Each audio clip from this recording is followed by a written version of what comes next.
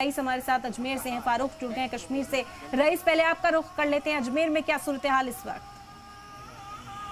ख्वाजा गरीब नवाज के दरबार में सूरत हाल तो रौनक बनी हुई है। यहाँ पर दूर दराज से यहाँ पर ज़ायरीन अजमेर शरीफ आए हुए हैं। खास तौर से यहाँ पर चांद देखने के लिए दूर दराज से ज़ायरीन यहाँ पर अजमेर शरीफ आए हुए हैं। आप देख सकते हैं हमारे पीछे ख्वाजा गरीब नवाज की गुंबद है और हमारे साथ मुंबई से कुछ ज़ायरीन भी हैं।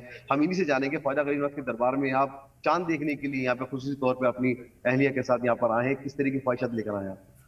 जी अस्सलाम वालेकुम। सबसे पहले तो सबको आज 29 शाबान का दिन है। पॉसिबिलिटीज है कि आज चांद हो सकता है, तो हम अजमेर में इसी नीयत से रुके थे कि आज अगर चांद दिख जाता तो हमें कल का रोजा अजमेर शरीफ में मिल जाए, कि इबादत का मौका मिल जाए। हमारी रवानगी है, हमें तो यही नीयत है कि अजमेर में अगर चांद आज हो जाता, आज हिंदुस्तान में अगर रमजान का चांद हो जाता तो हम बड़े किस्मत वाले होंगे कि हमें रमजान मुंबई में हम करते हैं हमेशा, एक रोजा अजमेर में नसीब होता।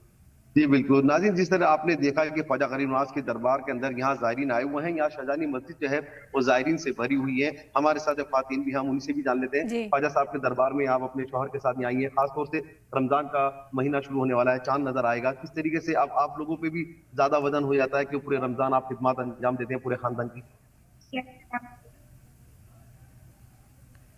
ये किस तरीके से आप रमजान बिताते हैं? रमजान यहाँ पे करना है, कैसा लगे? तो यहाँ पे ख्वाहिश है हमारी कि यहाँ पे हो जाए तो अच्छा लगे, नियत है।